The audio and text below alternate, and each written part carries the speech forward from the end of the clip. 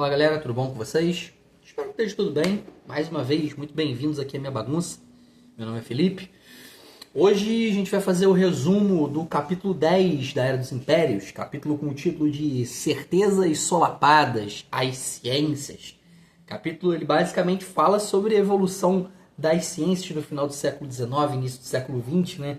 Antes da Primeira Guerra, a ciência ela meio que virou assim, total, de cabeça para baixo. A física ela virou relativística, a medicina acabou avançando muito pouco, né?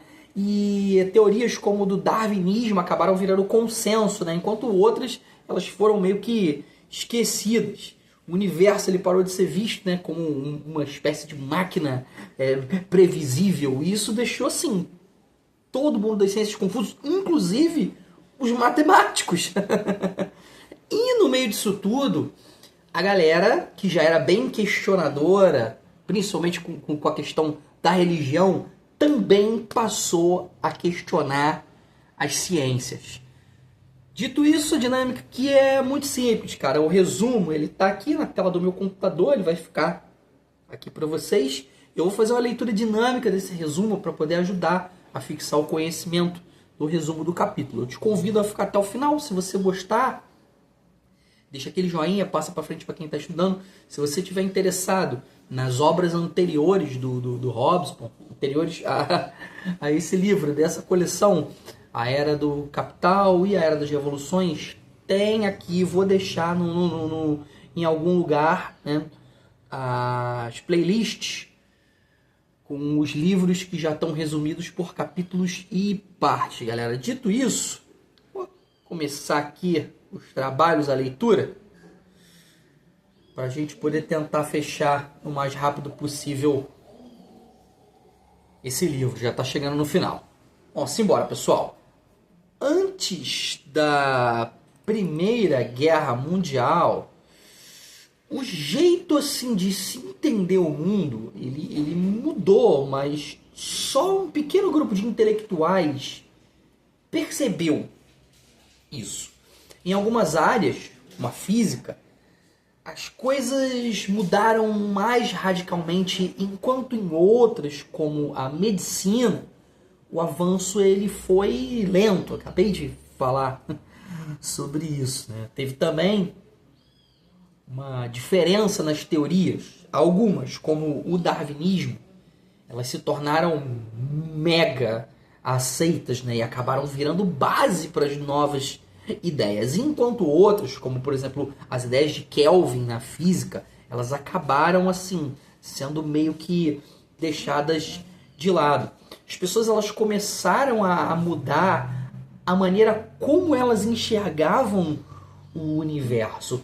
Antes, muita gente acreditava que o universo ele funcionava como uma espécie de máquina, sabe? Bem certinha, previsível, seguindo regras fixas. Tudo sempre muito igual. Essa visão era uma herança do século XVII, né? Só que com o tempo, com a renovação das ciências, essa ideia ela naturalmente acabou perdendo força. A galera começou a perceber que o universo ele não era uma parada assim tão simples, tão previsível. Eles passaram a ver o cosmos, né, no modo geral, como uma parada mais dinâmica, com constantes mudanças, bem menos fácil de se entender. Isso também mexeu bastante com a maneira como que as pessoas entendiam a natureza, como que as pessoas faziam a ciência. E a ideia de que tudo funcionava, né, como uma engrenagem perfeitinha e tudo mais, ela foi sendo substituída por uma visão assim mais aberta para novas possibilidades. A maneira como as pessoas viam o mundo, realmente ela estava mudando. Isso acabou gerando uma espécie de crise psicológica. Antes, a visão da maioria das pessoas era que o mundo ele deveria ser entendido de uma forma assim bastante lógica, bastante prática, sem considerar as coisas sobrenaturais, entre aspas, né? Ou emoções na explicação dos fenômenos. Mas com o tempo, essa visão ela começou a ser questionada. A ciência ela começou a evoluir de uma forma que deixava a intuição e o bom senso de lado, se tornando cada vez mais complicada de se entender. Um exemplo disso foi na matemática, né, que trouxe novos conceitos como a geometria não euclidiana. É uma forma assim diferente de pensar sobre o espaço e as ideias de infinitos, né, no plural, que eram bem estranhas, né, e também desafiadoras, né, pro entendimento tradicional. Isso fez com que os cientistas e os matemáticos eles tivessem que repensar as bases da matemática, né? E de certa forma o seu próprio conhecimento. Estava tudo sendo revisto desde as raízes, por assim dizer. Já na física, né? Enquanto o Einstein ele apresentou as suas ideias sobre a relatividade, muita gente teve dificuldade em aceitar isso, principalmente quem não era especialista ou tinha crenças políticas mais fortes. Antes do Einstein, os cientistas eles acreditavam que algo chamado éter luminífero, guarda isso, era uma espécie de substância invisível que supostamente, olha só, ele preenchia todo o espaço e permitia a propagação de ondas de luz, como o ar permite a propagação do som. Deu para entender? Se não deu, volta umas 15 vezes. Prosseguindo. Eles inventaram essa ideia do éter porque, na época, parecia fazer sentido com a visão que os cientistas tinham do universo, né? Que eu falei, aquela visão mais estática de que tudo funcionava como uma engrenagem. Mesmo sem ter provas assim realmente concretas de que esse éter, né, ele existia, ele acabou sendo incorporado nas teorias científicas daquela época porque era o que fazia sentido para poder explicar certos fenômenos, né? Com o tempo, conforme as novas descobertas foram sendo feitas, né, e as teorias também evoluíram, essa ideia do éter, ela foi deixada para trás. Isso mostrou como a nossa compreensão do universo ela vai mudando conforme a gente aprende mais coisas, né? A ciência vai evoluindo. Durante o final do século XIX e o início do XX, os cientistas eles estavam tentando entender o que era esse éter, né? Que era uma ideia que eles tinham, né, para poder explicar como que a luz e outros tipos de energia eles se moviam pelo espaço. Eles achavam que a luz ela precisava de algo para poder se apoiar, entre aspas, para poder viajar, assim como o som, né, precisa do ar para poder se propagar. Eles meio que relativizaram a coisa. E a ideia do éter era como assim, uma parada meio invisível que preenchia o espaço, né, falando no popular a grosso modo. O problema começou quando eles tentaram juntar essa ideia com os novos conceitos de eletricidade e magnetismo que estavam surgindo, né? Cientistas importantes como acho que a pronúncia é Faraday e Maxwell, A.A. Lawrence, acredito que sejam ingleses, né? Os pormenores já fogem do meu conhecimento.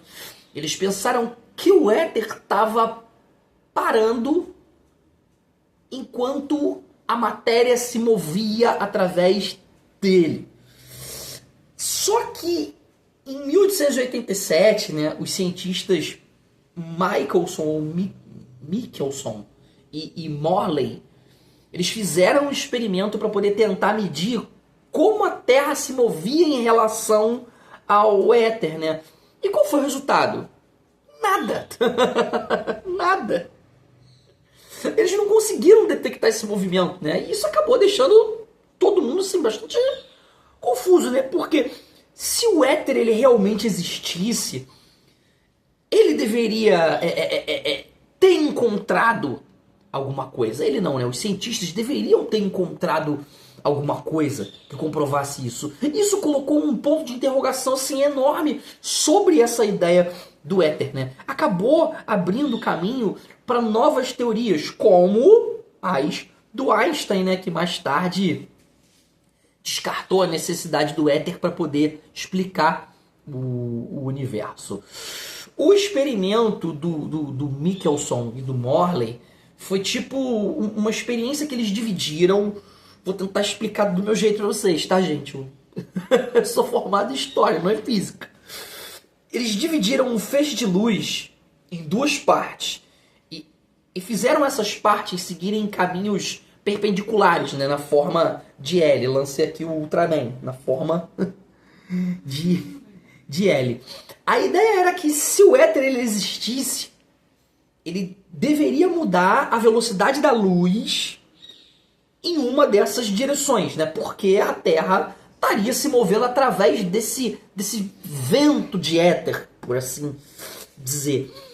Mas o que eles encontraram foi que a velocidade da luz era sempre a mesma, né? Independentemente da direção que ela seguia. E isso acabou deixando eles confusos. Era um resultado que ninguém esperava. Porque parecia que o éter ele não existia, ou ele simplesmente se existia não fazia diferença nenhuma. O Lorentz tentou ajustar a teoria para poder continuar usando esse conceito de éter. Mas no fim das contas foi o Einstein que apareceu, né, com a teoria da relatividade espacial. E isso foi o que realmente revolucionou a física, tanto que está aí até hoje. Entre 1895 e 1905, a física ela passou assim, por uma transformação gigantesca. E isso não aconteceu só porque surgiram novos experimentos, né? Mas também porque as ciências e os cientistas eles precisavam ajustar as teorias antigas para poder dar conta dos novos fenômenos que estavam sendo observados, que estavam sendo descobertos. Muita gente tinha dificuldade em abandonar, né, aquelas ideias tradicionais da física. E essa resistência foi um problema maior do que lidar com os novos fatos, né? Como sempre, a galera era muito tradicionalista, muito enraizada nos seus conceitos. A revolução científica desse período, ela não foi só sobre descobrir coisas novas, mas sobre ter assim, a coragem de desafiar e de mudar as ideias que já estavam estabelecidas na física. A ciência, ela não evolui assim em um vácuo, né? O contexto social, político e também ideológico sempre teve importância nas descobertas e também no direcionamento das pesquisas científicas, cara. Guarda isso, isso é muito importante. Um exemplo claro disso é o movimento eugênico, né, que ganhou força no final do século XIX e início do século XX. Ele foi assim fortemente influenciado por ideias sociais e políticas da época, como o racismo, o nacionalismo e o medo de degeneração da espécie humana. Olha como é que era a cabeça dos caras. A eugenia, ela se baseava na ideia de melhorar a raça humana, né? Coloquei muitas aspas aqui porque era a ideia dos caras, como eles pensavam, né? Através da seleção genética, e acabou sendo adotada por vários governos, né? E até usada como justificativas para políticas discriminatórias, né? E até mesmo cruéis, como esterilizações forçadas. E no caso mais extremo, né? O holocausto nazista. Não tem como deixar esse exemplo de lado. Isso mostra como a ciência assim, ela pode ser moldada e, infelizmente, distorcida pelo contexto social e político, né? Guarda bem essa informação aí que é muito importante. A eugenia, ela ganhou uma roupagem científica, por assim dizer, com o desenvolvimento da genética no início do século XX. Naquela época se acreditava que a hereditariedade ela era totalmente determinada pelos genes, né? Sem a influência do ambiente externo. O que levou à ideia de que ia ser possível melhorar a raça humana por meio de cruzamentos seletivos, né? Baseados nos princípios da genética mendeliana. Cientistas como Sir Francis Galton e Carl Pearson, que tinham um interesse assim na cultura da raça, por assim dizer, eles foram figuras assim centrais nesse movimento. Entre 1900 e 1914, a genética e a eugenia estavam intimamente ligadas, especialmente no Reino Unido e nos Estados Unidos, onde muitos cientistas importantes eles estavam associados ao movimento eugenista. Só que com o tempo, a distinção entre ciência legítima e a pseudociência racista começou a ficar mais clara. Durante o período entre as duas guerras mundiais, muitos geneticistas eles começaram a se distanciar das organizações eugenistas, né? O exemplo foi o A.J. Mueller, que em 1918 destacou que o seu interesse pela genética estava relacionado às suas implicações para poder melhorar a humanidade.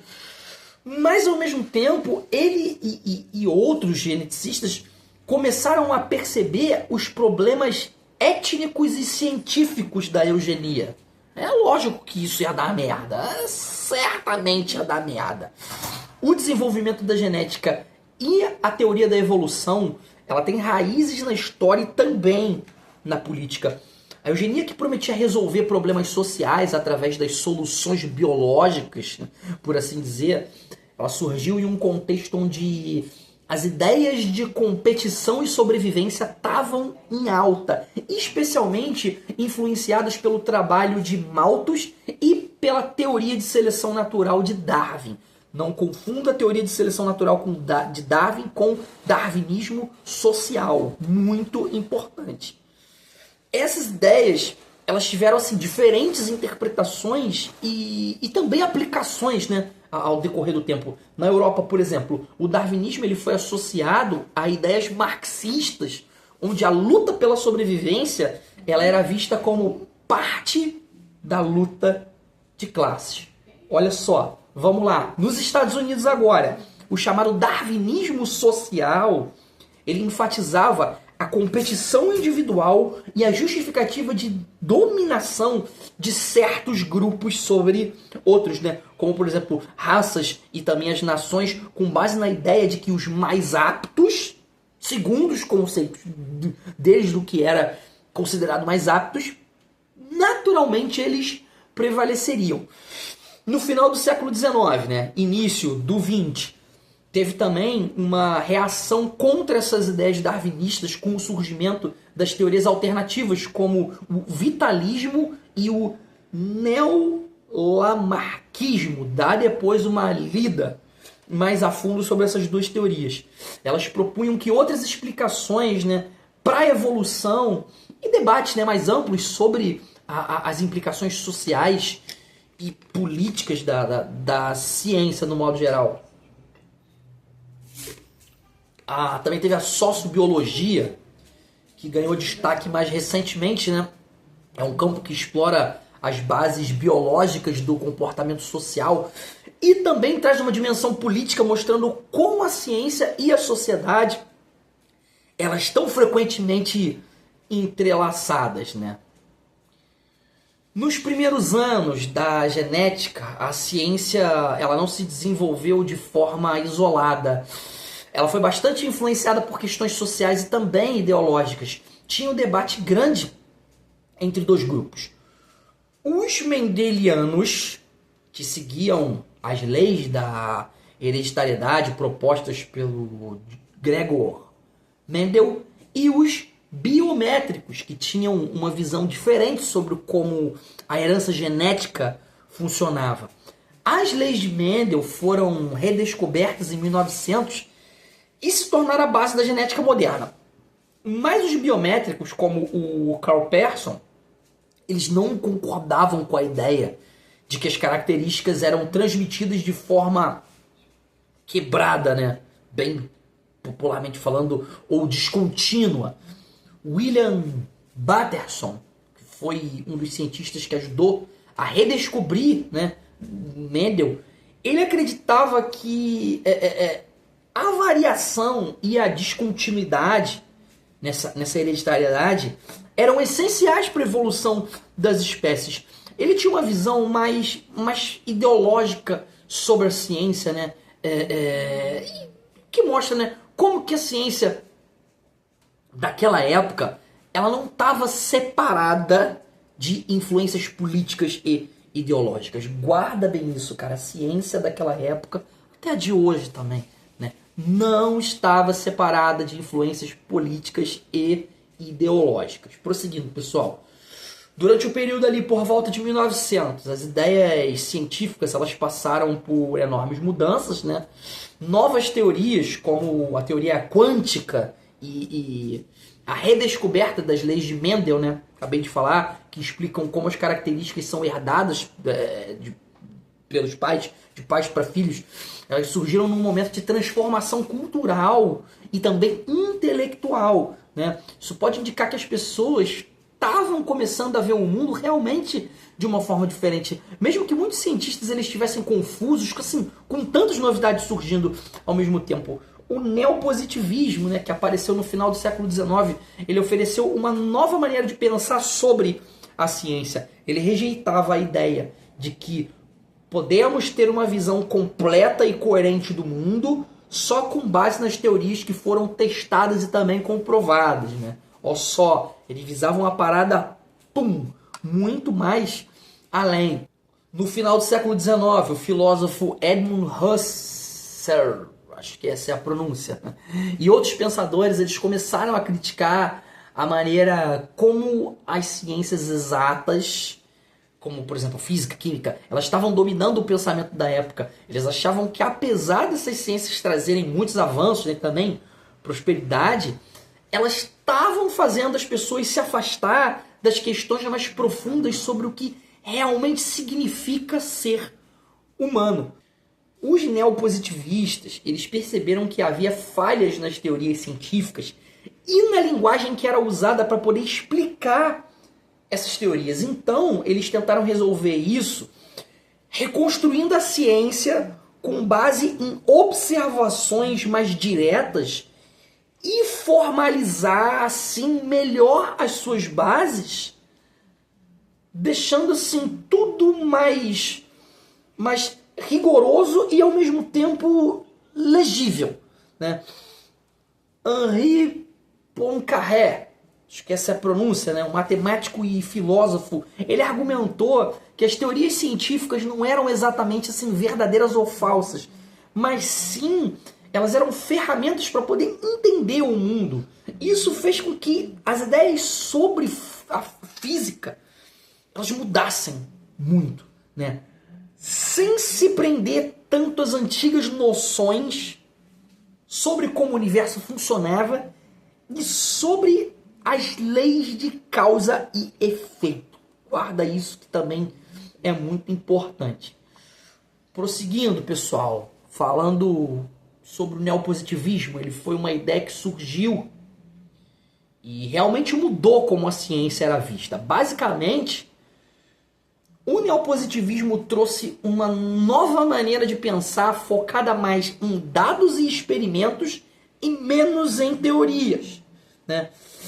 Fazendo uma analogia aqui, né? É meio como que se alguém começasse a dirigir um carro, né, de uma maneira totalmente nova, sem se importar muito com as antigas regras de direção.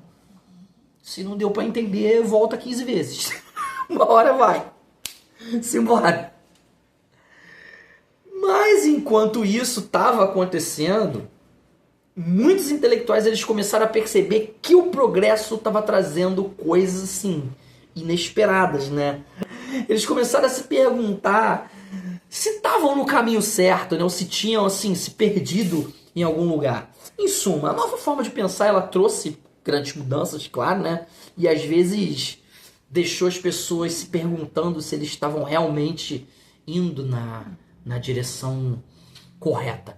Depois de 1875, as pessoas começaram a perceber que as esperanças, né, que os sonhos que elas tinham não estavam se concretizando, especialmente nas áreas da política e da cultura. O Nietzsche estava bem frustrado com isso e acreditava que as ciências estavam se destruindo sozinhas e que a cultura estava sendo prejudicada por ela mesma.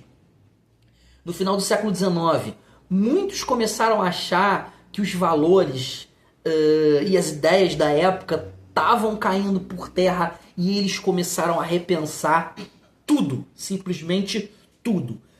Mesmo com a revolução científica, né, e as novas ideias que estavam surgindo, só uma parte pequena da população foi diretamente afetada por essas mudanças.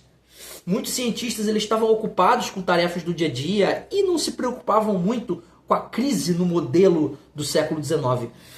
Mas, mesmo que assim não fosse um número muito grande de pessoas, as novas ideias elas começaram a fazer diferença, né? Um exemplo, poxa, o maior de todos foi o Einstein, né? Que ficou assim absurdamente famoso depois da Primeira Guerra. E as ideias dele, as teorias dele vingam aí, pô, até hoje. Isso mostra que, assim, mesmo sendo bastante complexa, a evolução científica, ela com o passar do tempo começou a alcançar mais pessoas, muito também por como a ciência foi usada durante a Primeira e a Segunda Guerra. E assim, pessoal, a gente fecha o resumo do capítulo 10 da Era dos Impérios. Se você sobreviveu até aqui, curtiu, deixa aquele joinha, passa pra frente para quem tá estudando. Se tiver uma leitura complementar, deixa aí. Um artigo maneiro pra gente poder fazer um resumo, deixa aí também, todo mundo sai ganhando. Próximo vídeo, capítulo 11, o livro tá acabando. Valeu, falou, partiu, bons estudos para vocês. Até a próxima.